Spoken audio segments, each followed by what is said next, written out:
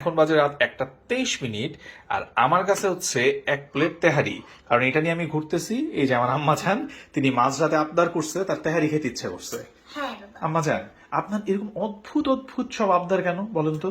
শুনো, হ্যাঁ। এখন আমার ফাইনাল এক্সাম চলে আসতেছে, হ্যাঁ তাই আমি এখন তো লেট নাইট পড়াশোনা করি। হ্যাঁ, লেট নাইট পড়াশোনা করেন, ঠিক আছে, কিন্তু তার মধ্যে তেহারি ঢুকলো কেন?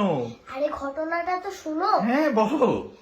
আমি যখন পড়তেছিলাম, ভালো করে পড়তেছিলাম, ভালো করে আমার পড়তেছিলা? মাথায় শুধু ঘুরতেছিল, হ্যাঁ। তখন মাথায় ঘুরতেছিল যে আমার বাবা তো 1 প্যাকেট বেশি তেহারি নিয়ে আসছে, এক প্লেট বেশি তেহারি নিয়ে আসছে। ফ্রিজে আছে। হ্যাঁ। এটা বারবার ঘুরতেছিল, তাই আমার পড়াশোনাটা হচ্ছে।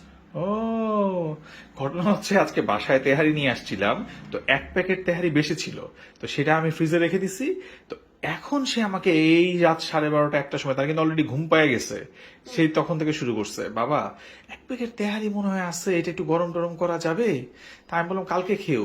সে এখন পড়তেছে পড়তেছে, এখন বাজে প্রায় 1:30টার কাছাকাছি। হ্যাঁ, দেড়টার হ্যাঁ, কাছাকাছি। তার এখন তেহারিটা খাইতেই হবে। সে আমার লাস্টে বলছে তেহারিটা না খেলে মনে হয় ঘুমটাও বলে আসবে না, তাই তো? হ্যাঁ, হ্যাঁ এখন আমি এই তেহারিটা খাবো, হ্যাঁ। আমার পেটটা একদম ভরে যাবে, হ্যাঁ। তারপর ভালো করে পড়াশোনা করতে পারবো। আমার জান অনেক রাত হয়ে গেছে, এখন আর পড়াশোনা করতে হবে না। আরে করতেই হবে, করতেই তারপরে হবে?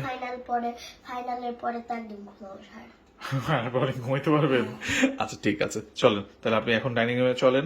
তেহারি গরম হয়ে গেছে, গরম গরম তেহারি খেয়ে আরেকটু পড়াশোনা করে ঘুমাই যেতে হবে। হ্যাঁ, ঠিক বেশি আছে, রাত জাগা ঠিক যাবে না। আছে। চলেন চলেন চলেন চলেন।